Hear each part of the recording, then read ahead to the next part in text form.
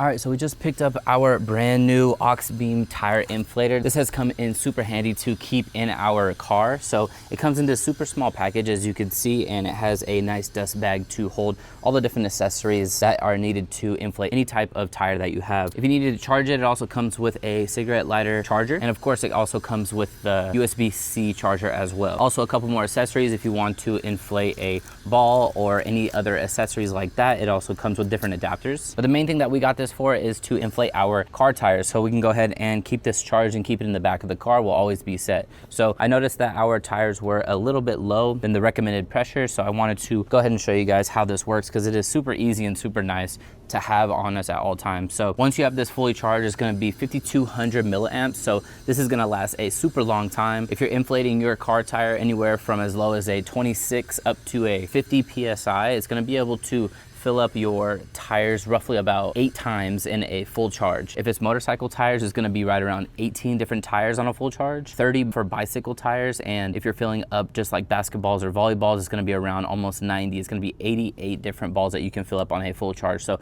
this is gonna last a long time. Once you have it fully charged up, then you'll be able to use this for a long time without having to worry about charging it again. It has a built-in auto stop function, so what you could do is once you have the device turned on, it has this nice screen where it displays everything super big and easy to read. It shows the charge, it shows the PSI, it shows the set PSI that you have it at, and it also shows the current PSI, which is going to be 0 until you obviously have it plugged in. But with these different modes that you can click through, it has one for motorcycles, one for car tires, one for bicycles, and for like basketballs. So you can go ahead and play around with those presets. And there's also one called DIY. So if you have something that is a little different than the normal preset that they have built in here, you can also dial in exactly the PSI that you're looking for. So once you go ahead and press the minus and plus, this is gonna go ahead and change the set PSI that you want it to stop at. And another trick that I found is if you hold down the minus sign, it's gonna go ahead and decrease, or if you hold the plus sign, it's going to go ahead and increase much faster than just clicking one by one. Again, it is super easy to use. There's only 3 steps. Holding down the power button for 3 seconds, it's going to turn on. Select the inflation mode that you want to use for the car tires, motorcycles, balls, anything like that. And then once you have it plugged in, for example, to your tire here,